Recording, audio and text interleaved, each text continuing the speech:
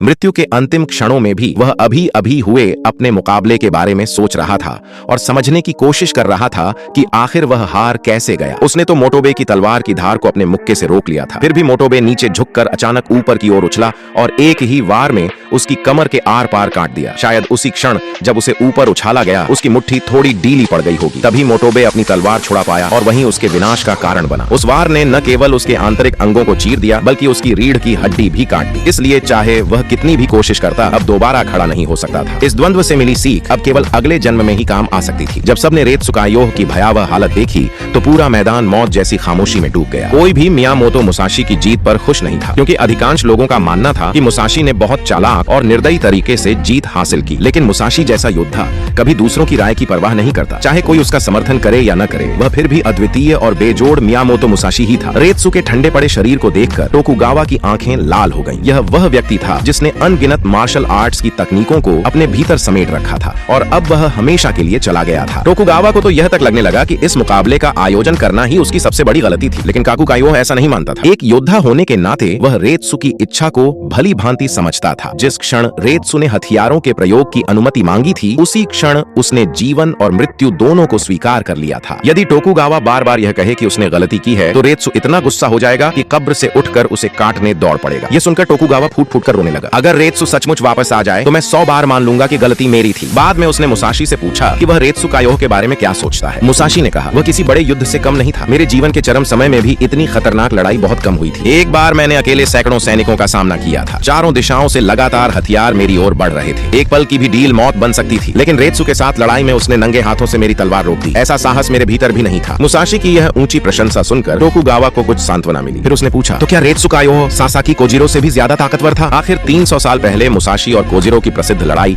आज भी जापान में किंवदंती मानी जाती है। मुसाशी ने तुरंत जवाब दिया, दोनों की तुलना ही नहीं की जा सकती। कोजिरो उतना शक्तिशाली नहीं था जितना लोग समझते हैं। उधर मोटोबे भी रेत्सु की मौत के लिए खुद को दोषी मान रहा था। उसे लग रहा था कि वह रेत्सु की रक्षा नहीं कर पाया, इसलिए उसने निश्चय किया कि अब से वह बकी की रक्षा करेगा ताकि ऐसी त्रासदी दोबारा न हो। यह सुनकर बकी का चेहरा हरा पड़ गया। एक बूढ़ा आदमी जो देखने में बिल्कुल साधारण लगता था यह दावा कर रहा था कि वह उसकी रक्षा करेगा। मोटोबे हंस पड़ा। बकी, तुम्हारी लड़ाकू शक्ति सिर्फ 120 है। मेरी मूल शक्ति भले 80 हो, लेकिन हथियारों और छिपे हुए अस्त्रों के साथ मेरी शक्ति 300 से भी ऊपर पहुंच जाती है। बकवास बंद करो।